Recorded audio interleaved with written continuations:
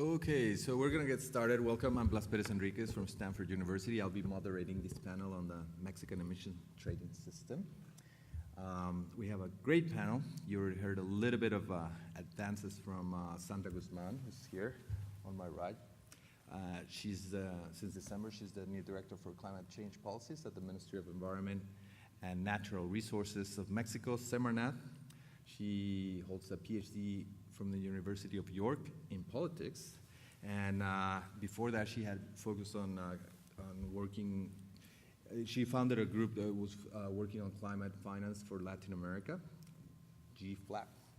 And interesting fact, she was part of a group of explorers that visited the Antarctic, and she went to Antarctica with a delegation of women that as a part of an initiative that wants to enhance women working in climate science. Next to Sandra is Sophie Alekan. She's the director of Carbon Trust Mexico.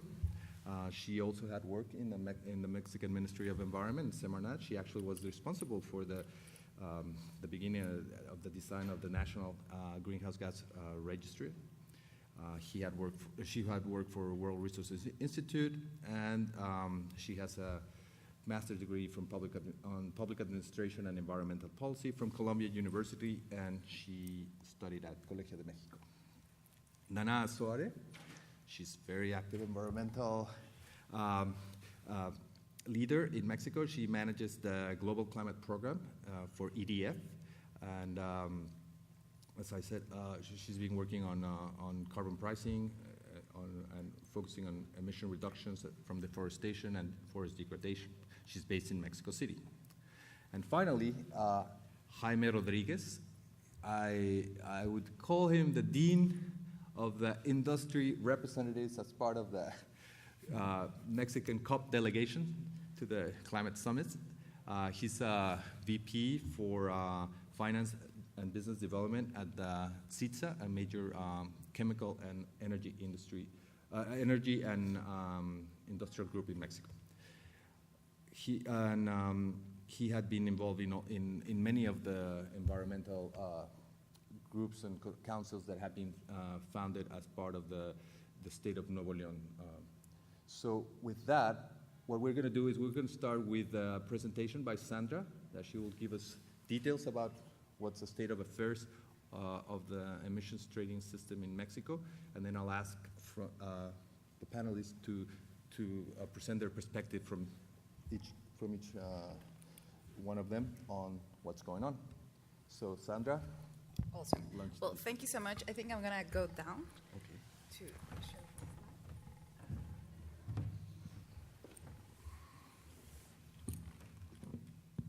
Okay. Well, first of all, thank you so much for joining to this session. This morning I had the opportunity to share with you some of an update of where we are in terms of the emission trading system. And what I would like to do now is also give you a little bit more of detail, but particularly I would like to set this ETS in the context of where we are in terms of the climate policy in Mexico.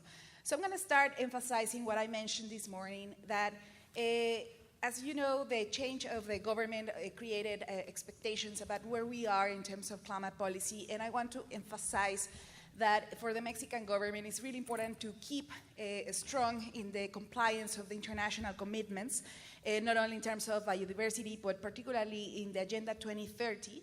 And of course, in the context of the Paris Agreement, we are deeply committed to not only comply with the national determined contributions that we submitted, but actually we are looking for the updating process of these NDCs, because we found that there are a lot of sectors that were not included in the NDCs that we would like to include to strengthen the commitments that we proposed in 2015. What I wanted to emphasize in this slide is that for the Mexican government in this administration, and I mentioned this, it is very important to strengthen the national climate policy, but in coordination, in a very deep coordination with economic and social policies.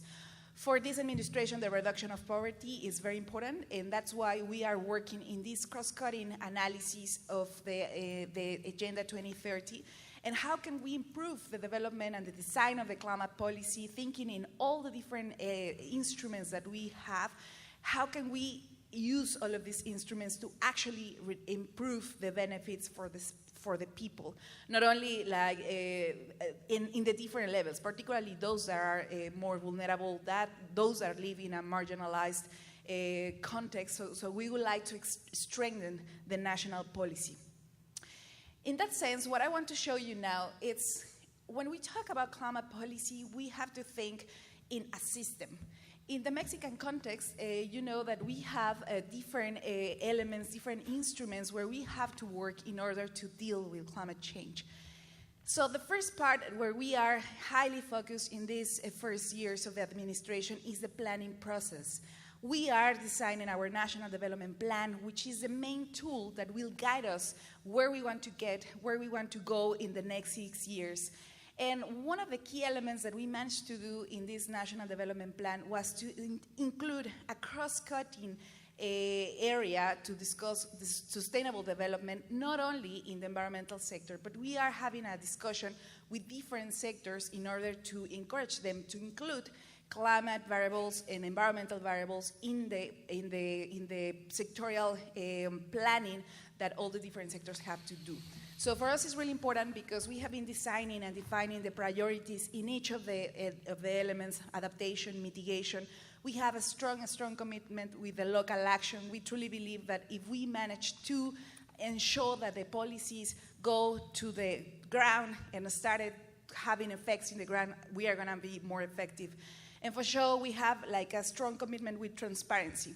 We want to improve the information that we are creating, to improve the decision-making processes. So we are defining our priorities. For sure, we have policies. As you know, Mexico is one of the countries that have a climate change law, which is one of the key elements, one of the key instruments that have set the framework for the action in the country. Of course, we are designing and updating the National Strategy on Climate Change, and we have to design a special program of climate change for this administration, which is going to dictate what are the actions that we are going to have or we are going to deliver in the next 6 years. And as I said, the national determined contributions are highly important for us, and we are in this process to updating these contributions to actually ask what Mexico has to do in order to contribute with a 1.5 scenario that the science is calling us to support. For sure, we are working in all the governance structure. As you know, we have a national system on climate change where several actors are interacting related to climate change because, as you know, we are trying to encourage other sectors, energy, transport, agriculture, and others to be part of this debate. But not only at the federal government, which is the case of the Commission, of the Intersecretarial Commission of Climate Change, but also with the states, with the Congress, with different actors, non-governmental actors as well. And what we want to highlight in this administration is that the goal that we have set at the international level is not a governmental goal, it's a country goal. And in that sense, we have to work identifying all the areas that we need to strengthen in order to comply with all of these commitments. And for sure, we have lots of instruments that are helping us to design the context and the policy system. And of course, we have a national registry for emissions national registry. And of course, we have the emissions trading system. So what I want to show in this graph is precisely that the climate policy system we have to work in parallel in several areas, and the system has to interact with other instruments such as the carbon tax, the NAMAS registry, the climate change fund. So what I would like to say is that when we talk about the emissions trading system, we have about one tool that is going to help us to set this confidence and this relationship with the private sector to start, and of course other public sector, to encourage them to be part of this reduction of emission goals. But what we want to highlight is we have to work and to strengthen the relationship that exists between this trading system and other mechanisms that exist in the climate policy system at the national level. And one of the key elements that we really want to emphasize in this administration is the implementation side. We have been, Mexico has lots of diagnoses. Mexico knows what we have to do. Now we have to work hardly in the house, in the implementation part, how we are going to implement all of those goals that we have set internationally. So just giving this context of where the trading system is located in the context of the whole framework, I just would like to tell you a little bit more about the system. You all may know about the key elements that the emissions trading system in Mexico has. So the first important fact is that this trading system was established by law.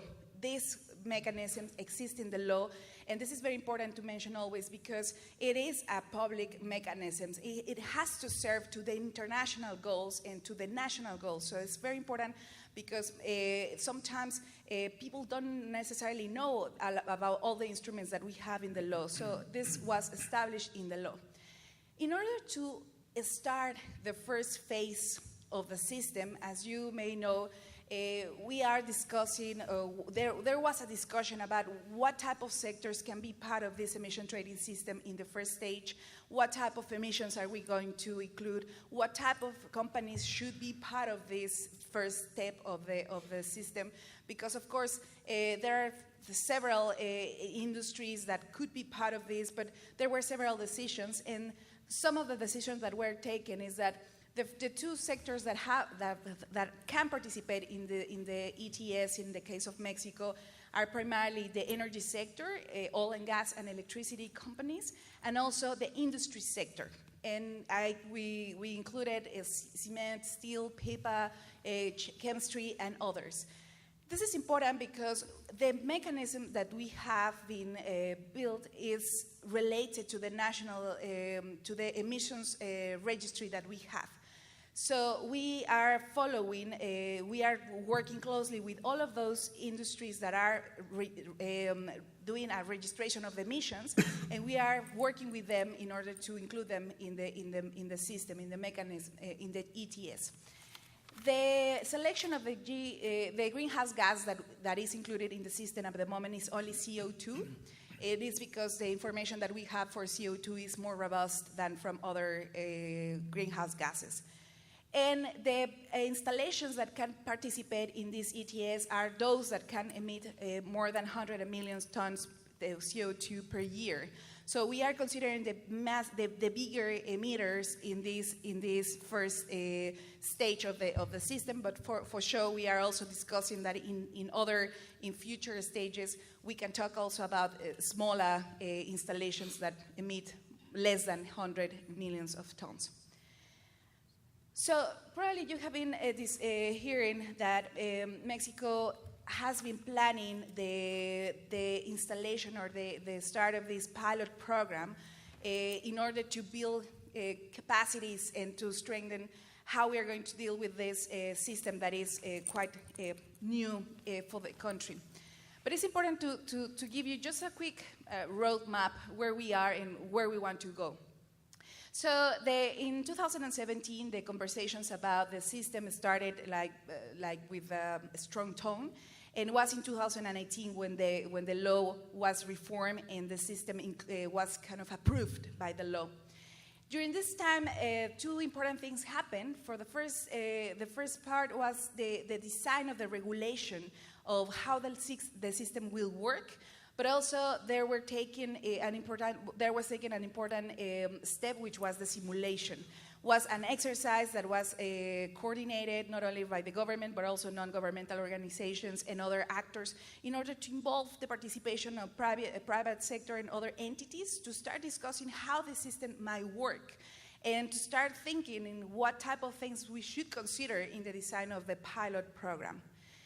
This year, and with this new government, we are working in the analysis of the regulation. We are strengthening the regulation, and as I mentioned, we are going to publish in 3 weeks the rules of the pilot program that will be out there for consultation, for public consultation. And after 3, almost 4 weeks, we are going to receive comments, and then we're going to process these comments, and we are going to finally publish the rules of the system that will start in January 2020. In that sense, during this year, 2019 for us is really important because we are going to focus on the design of the registry itself, of the system itself, but also we are going to work a lot in the compensation of offset program to define what are the other elements that have to be a part of this pilot program, but thinking in the future. In 2020 and 2001, we are going to start with a pilot program that, according to the law, doesn't have economic effects. That means that if the companies participating don't comply, that might not be creating a negative impact. But what we are trying to do is, yes, include certain sanctions or certain considerations in order to say that even in the pilot program, companies should comply, but because it is important to start defining the rules, starting to set the relationship that we are going to have with the companies that are going to be part of this ETS. And according to the law, the pilot program has to be on for 36 months. However, we have been thinking in 24 months for the pilot program and 12 months for the transition phase. This means that after the 24 months, we are going to start with a transition phase where we are going to start, let's say, using a more real data, and we are going to start doing a more effective exchange to enhance and to improve the use of the system and to encourage other participants to be more prepared to the entrance of the system of the ETS that should be on fully effective in 2023. So this is just to give you a quick overview of where we are, but particularly where we want to go. For us, this ETS is a very important tool that has to have a relationship with other tools, has to have a relationship in the sense that if we manage to get an extra finance of the system, we need to be able to invest and to contribute to the investment of other mitigation and adaptation actions.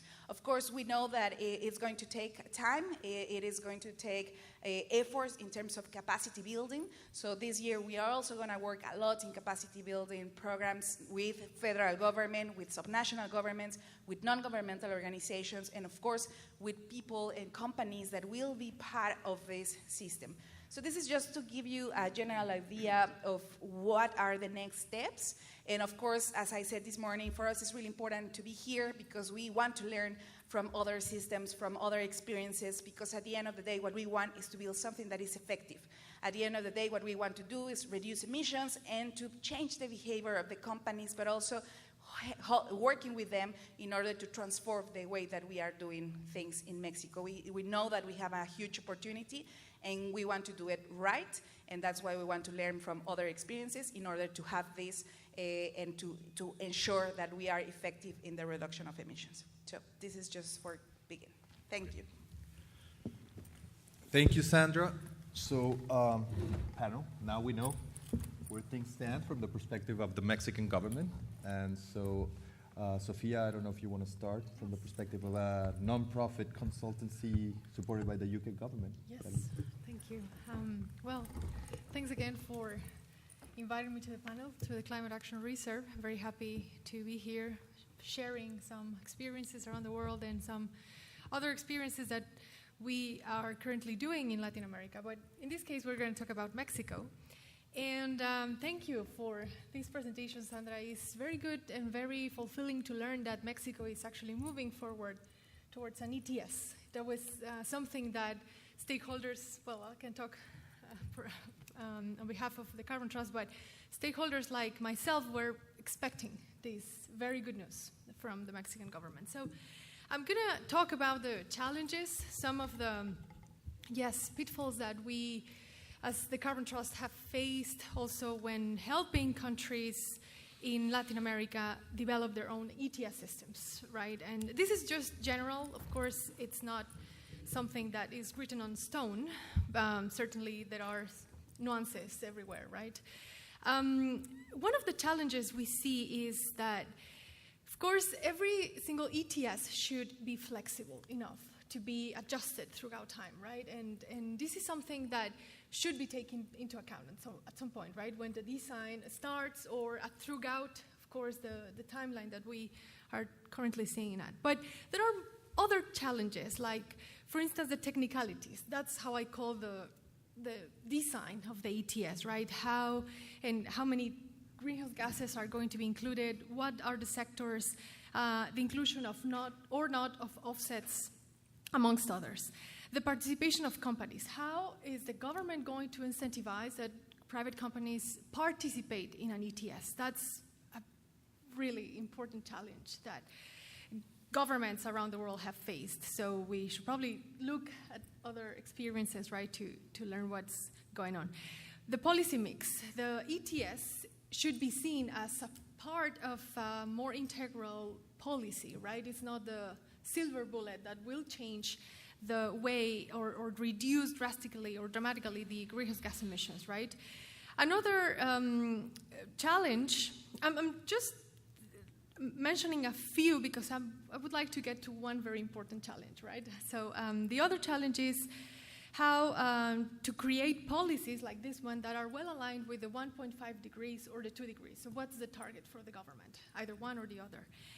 And there is one recent development in Mexico I would like to share. A decision made by the Supreme Court. That's another challenge. So on top of everything that we know that occurs when designing an ETS, we have another decision by the Supreme Court. So the story behind it is that Zacatecas, one of the states in the northern part of Mexico, ruled as part of the fiscal reform in 2016, established an ecological tax, a tax that allows government or state governments to charge a burden or tax to companies that are usually an attribution of the federal government. And everything was okay, except that a brewery company in Mexico, in this state, filed a writ, an amparo, a writ in Mexico. An appeal on the grounds of unconstitutionality because state governments are not allowed to set instruments that are part of the federal government. And recently, in February of this year, the Supreme Court actually published a decision that says that now the state governments are allowed to establish carbon taxes or ecological taxes, but in our jargon is more carbon taxes.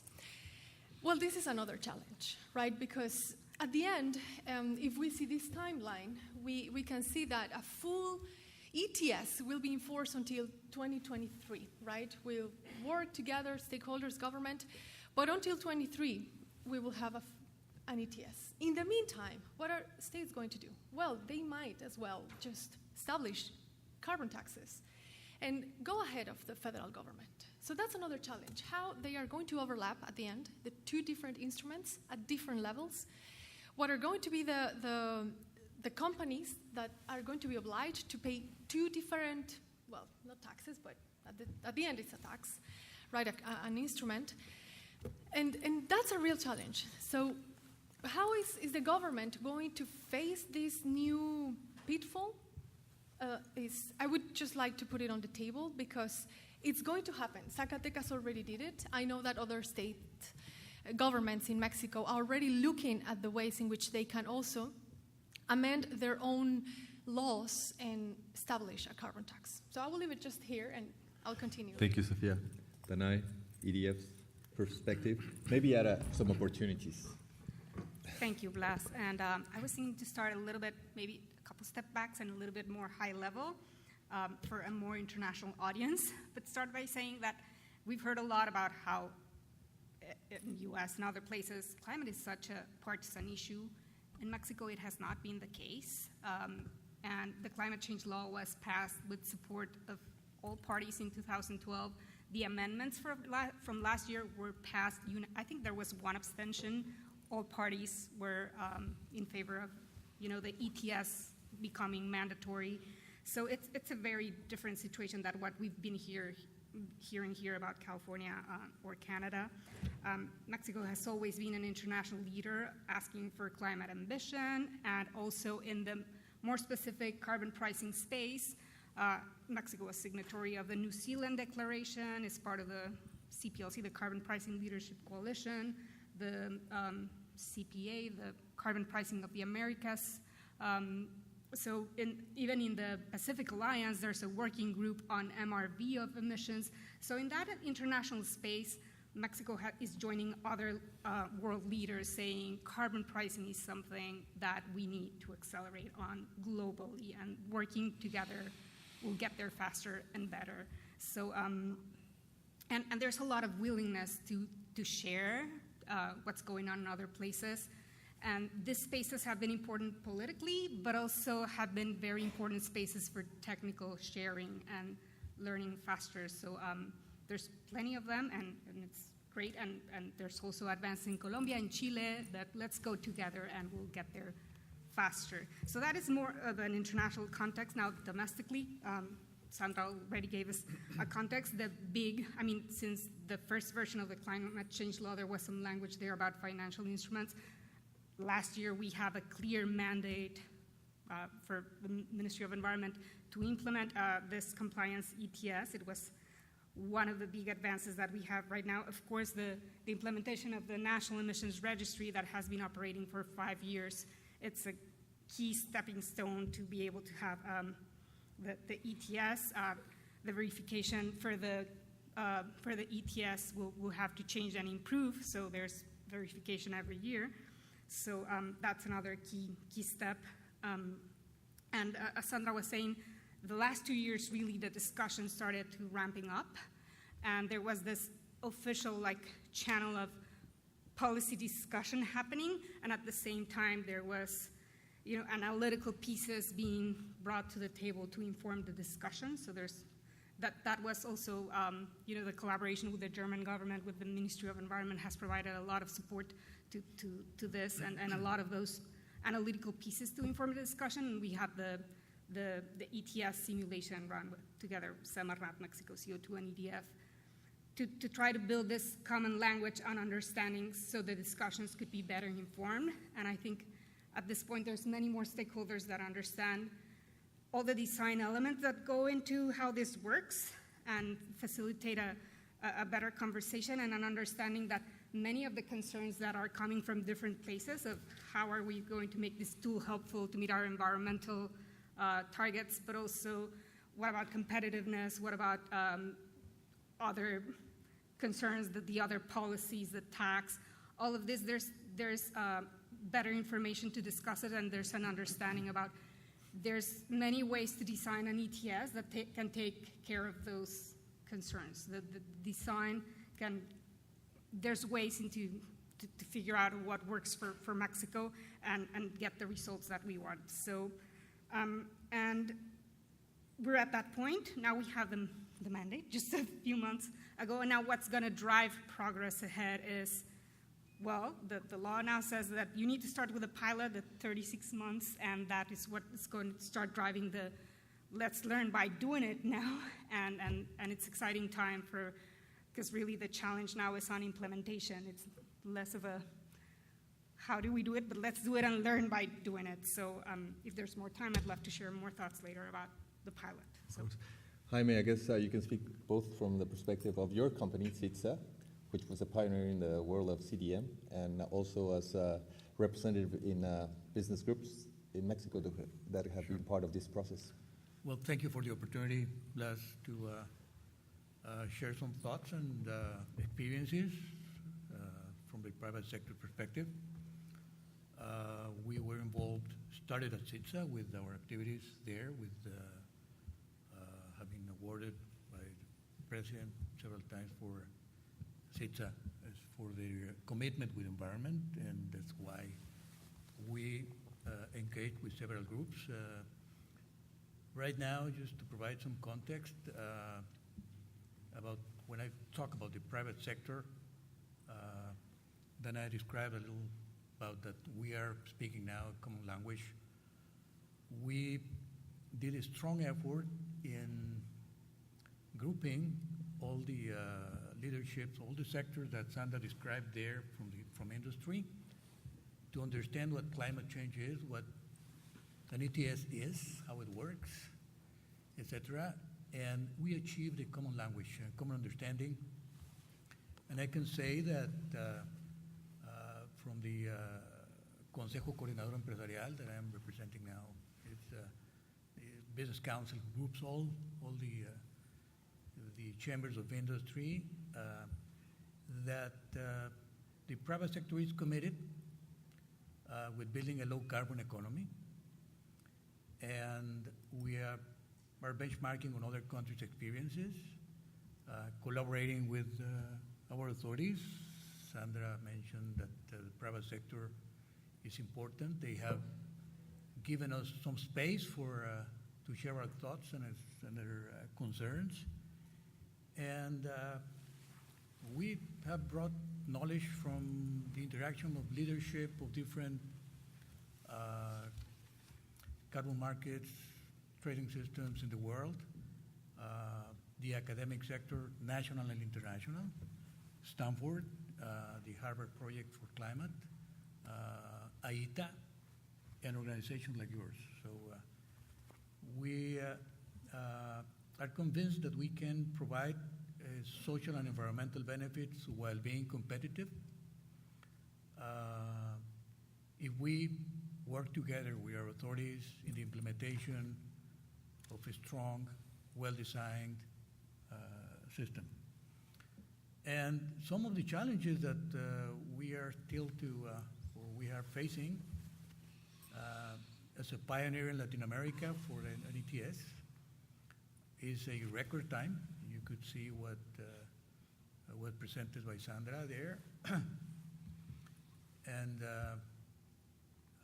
if you consider what happened in California and Europe and Korea and other systems, but we are convinced that we can do it because we're parting from the best practices, what went wrong, what worked, and with the help of several institutions in the world. We have an ambitious NDC to comply with under the Paris Agreement. That's another challenge.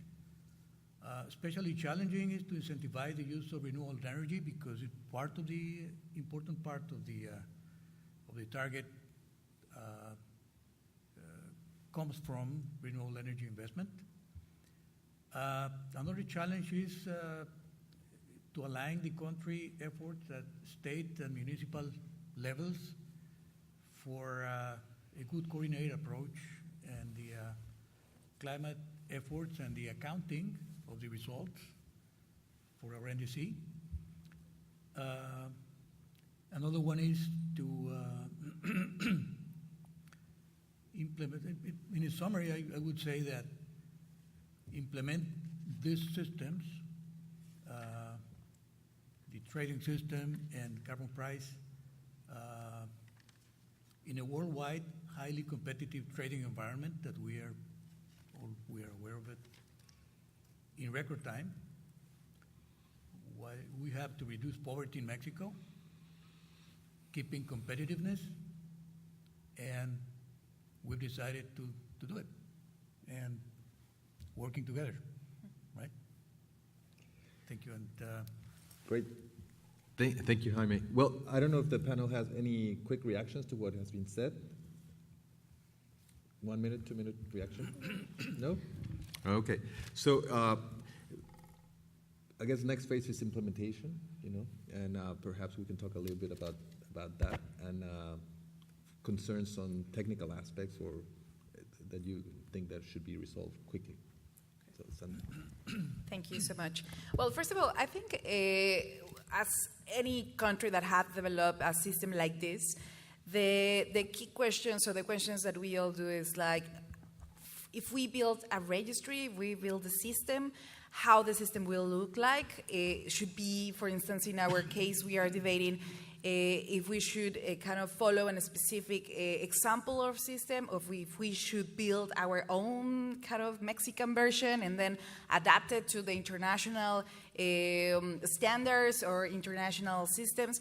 So at the end, what we are discussing is, how we are going to build something that will be accessible, that will be useful, that will be effective, and how we design this in a collaborative way.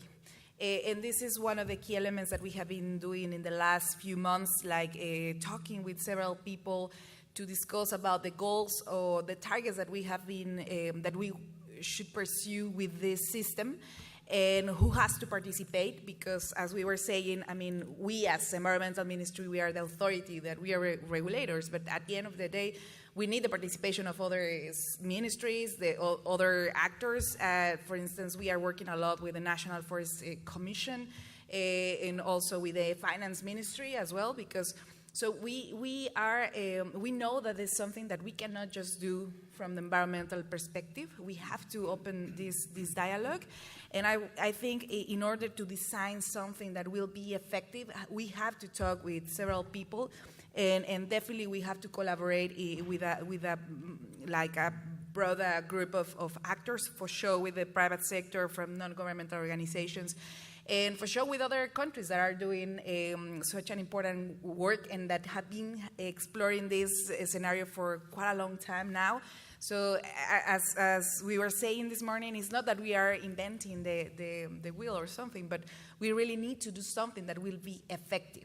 We want to be effective in the use of the system. So technically, we have to learn, and as Dana was saying, we will be proving and probably failing in certain areas, but we always want to kind of improve, and at the end we need something that when we see ourselves in the next 6 years, we can say, okay, so we did something, creating capacities or building something that will be useful not only for now but for the future as well. Yep.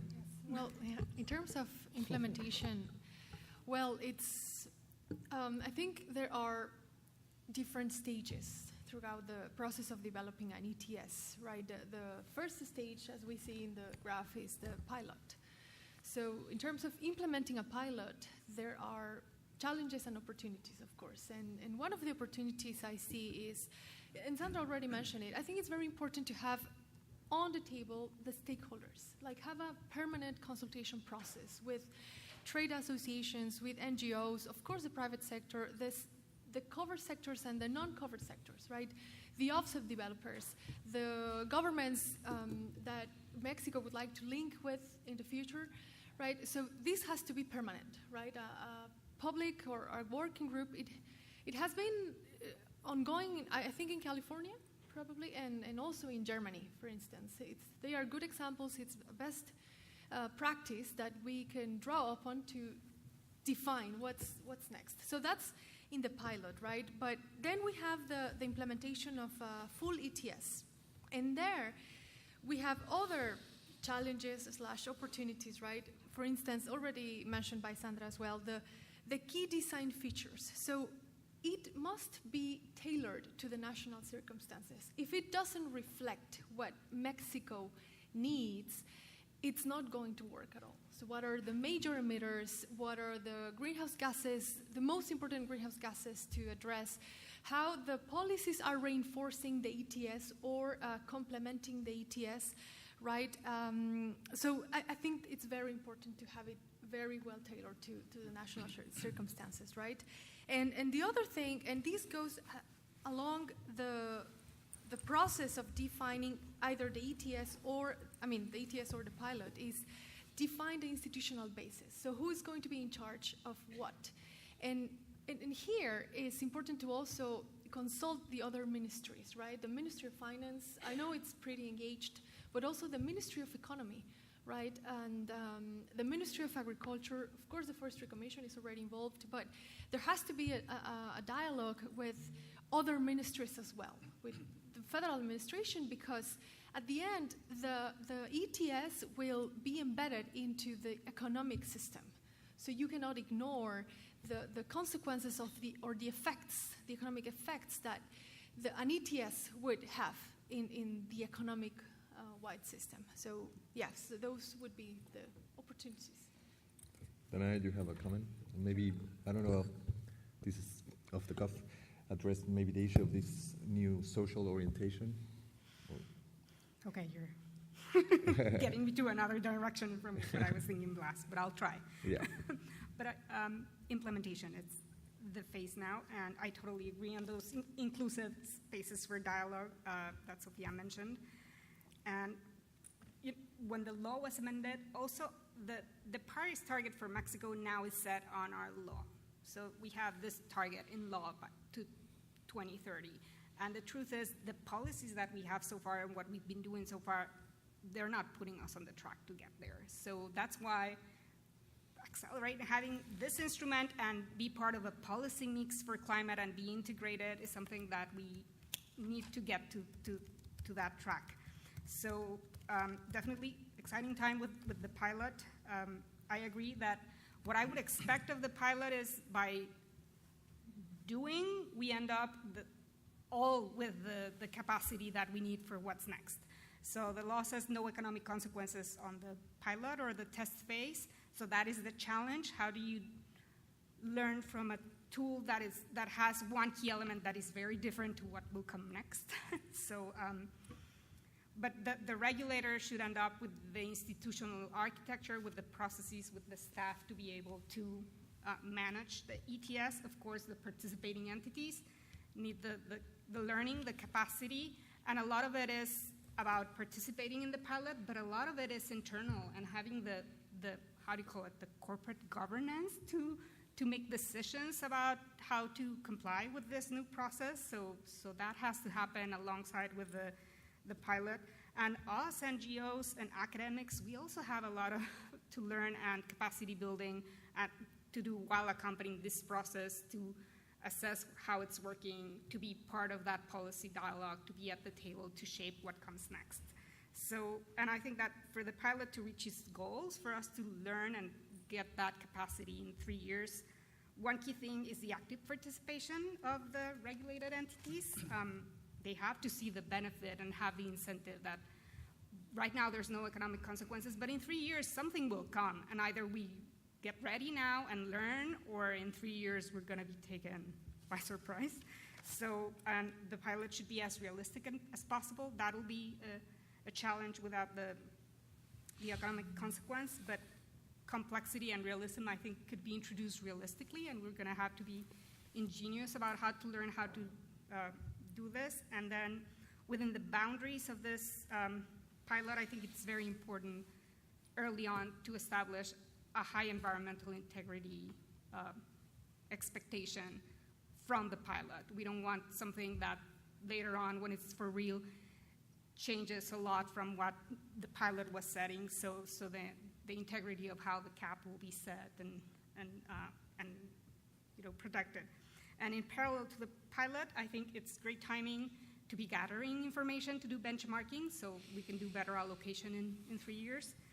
And then I totally agree that if we start early on discussing offsets, and there's some language there about early action, maybe right now, soon enough, we can start getting reductions and incentivize that early action that could enter the next phase in 3 years. So there's many things happening on offsets, and I think there's a lot of experience, so we advance fast on that. I think that would be a great opportunity. So, thank you, Jaime. Jaime. Thank you. I'll speak more now about the specifics about how we're implementing this, and how this space that authorities have given us are through a working group, specific working group integrated by the leaders of the Chamber of Industry, the steel, cement, chemicals, etc. We are meeting periodically for the design of the rules for the pilot plant, which its content has some bases that are going to be very useful for the definite second stage, which is a starting formal stage. And we have some proposals and thoughts that I want to share with you, and that we have been discussing as an example of these. I would say that these project of rules are almost finished, right? Or practically finished. I'm just going to be mentioning some of the proposals and thoughts and for next steps that we see as private sector. Putting price to carbon implies or is related to the cap and trade, but also there is a carbon tax in Mexico for import of fossil fuels. One of the things that we are proposing is to redesign that carbon tax because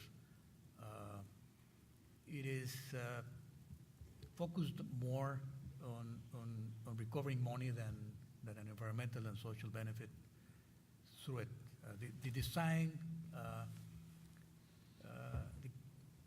does not allow for the compensation like in Colombia, ton to ton, with emission reduction project like forestry to compensate for the tax, and also the proceeds are not linked to environmental projects. So we are proposing that to review additionally related to the carbon tax, the possibility of early action offsets and reductions that could be not only in forestry but other sectors participate in compensating the carbon tax could be an opportunity to trigger the moving of the market and liquidity. Also, well, that's the key issues for that, for the carbon tax that we are proposing, some thoughts that we want to share.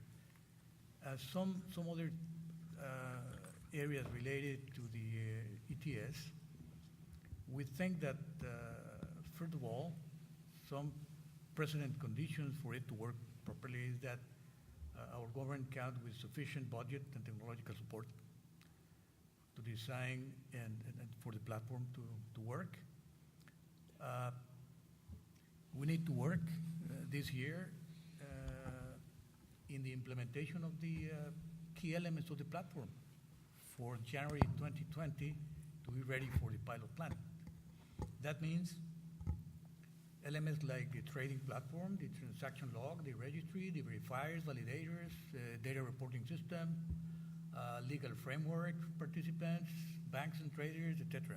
So that's something that we have to take advantage of the time this year for that. We also propose to finish the last details of the rules and publish them as soon as possible. We have, Sandra just mentioned some timing there. Then, if we have a budget, a platform to work, and rules, then enter the pilot phase, all right? And we see it as a design improvement mechanism during those pilot years. We keep benchmarking on the European Union, California, Korea, China, in the carbon tax, Colombia, etc., for best practices, because that is a key assumption for the challenging time in which we want to implement this. The pilot phase, we feel that should be used also to build a solid credibility and trust on the registration of the national emissions inventory.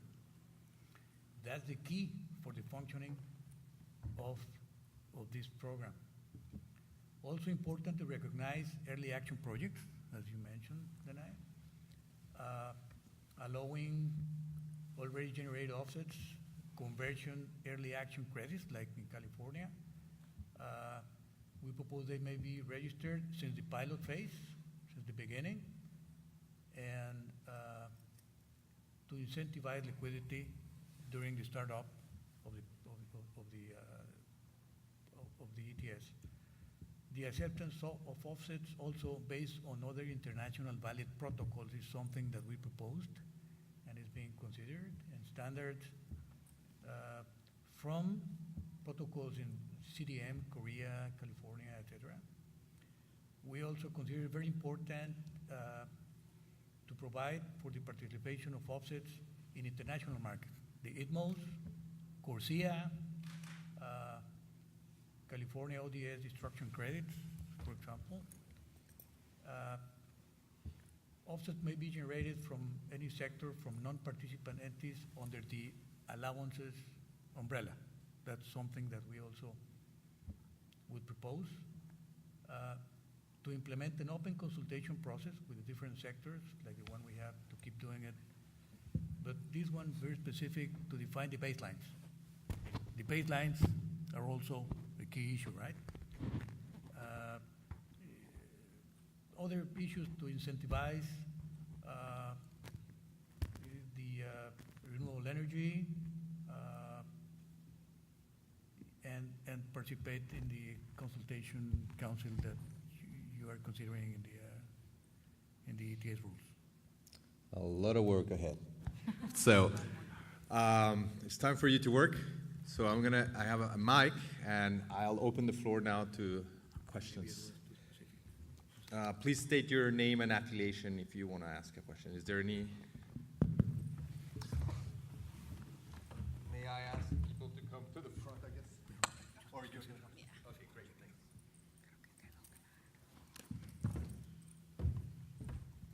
Hi, thank you. I'm Lisa Street with Oil Price Information Service. I'm really curious to see how this market develops, but one thing that stood out to me was that the cap is at 100 million metric tons per year. How many covered entities? No. No? 100,000. 100,000. Okay, I'm just curious to see what, at first it blew my mind. How many covered entities do you have that fall under that cap right now? It's about 308. Yeah, 300 companies. Well, installations. Yeah. That's mostly cement, you said? Are the big ones in oil, gas, and also cement, steel. There are a few in paper and chemistry. Yeah, the characterization of the companies are like different, but most of them are like big companies, let's say, with big emissions. Sorry. Okay, the phase one, is it just for static emissions, or do you plan on covering tailpipe emissions similar to what California is doing with their cap and trade program? Can you repeat the question, please? Yeah, is it going to be static emissions, for instance, facility emissions, versus tailpipe emissions, which would impose a compliance cost on transportation fuels burned? No. Now we are no considering how do you say mobile emissions? So it's fixed emissions. Okay, and just one more question. Sorry to hog the mic, but have you seen any early price signals for this market, or is it just too young right now? There have been exercises, but I think it's quite young to define the price at the moment. Like, actually, part of the discussions that we are having is precisely looking the behavior of different international markets to kind of come like organizing and project like specific prices that we can kind of the scenarios. It's part of the work that we are doing at the moment. Yes. Okay, great. Thank you. Someone else? Oh.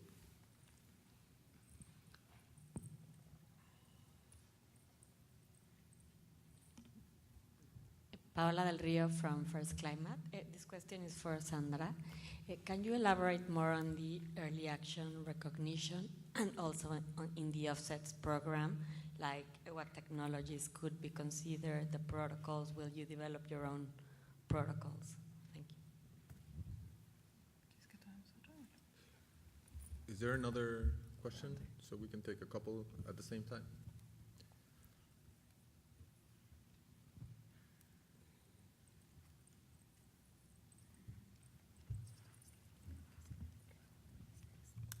Hi, I'm Sunny Rowe with ISIS.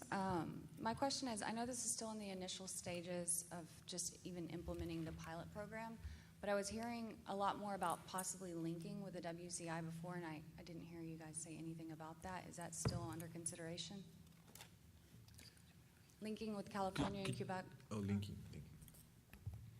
Is that a possibility? Okay.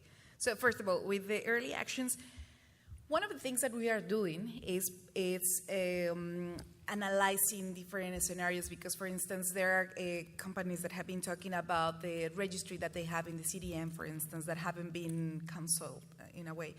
So we have been putting all this information in the table to see what could be the scenario. Actually, in the discussion with some companies have been what type of activities we are going to include particularly in the transition period to as Jaime was saying, put liquidity in the market. So we are discussing that. We are discussing what type of offsets we can include in that period, what kind of early actions we can kind of create a banking thing to start like putting information in the system to start like the exchanges. So it's not that everything is set at the moment. So we are discussing this is precisely why we wanted to revise the rules that were published for a very short period last year, because I think there is a lot of information that is not necessarily clear about how certain things will work, and of course this is for the pilot program. But one of the things that we have been highlighted is that we don't want the pilot program to be just a simulation or like a kind of a game or something. We want the pilot program to be like very to drive us towards the program that will work in 2020 and 23. We want something that is fully operating, and in order to do that, we have to bring all this information and to set in what moment we are going to do what. So we are putting all of this. Some of this more kind of clarity, we are trying to put it in the basis, in the rules. And of course, we are going to discuss like when we are going to start with the early actions, what type of early actions. So it's something that we are still discussing, that definitely were not there or were not necessarily clear. But we hope to use this year to define all of this. And what for us is very important that January 2020, when the rules start working, we have something. We have a system, we have a registry, and we have already kind of kind of setting the framework, working closely for sure with the private sector, with the working group, but also because there is a technical committee that will be created, and so we are kind of setting the rules, and we are going to define in each of the periods what part of all of this starts.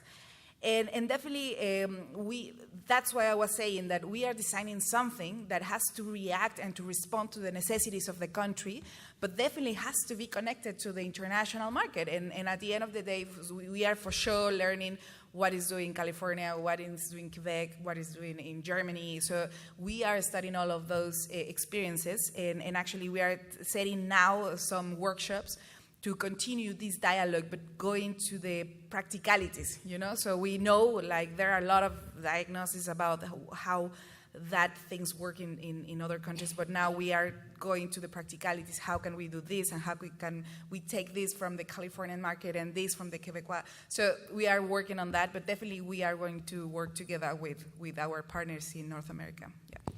Well, unfortunately, we ran out of time. I hope that by now you have a better idea of what's going on in Mexico in terms of the ETS development. And with that, if you can join me in thanking our panel.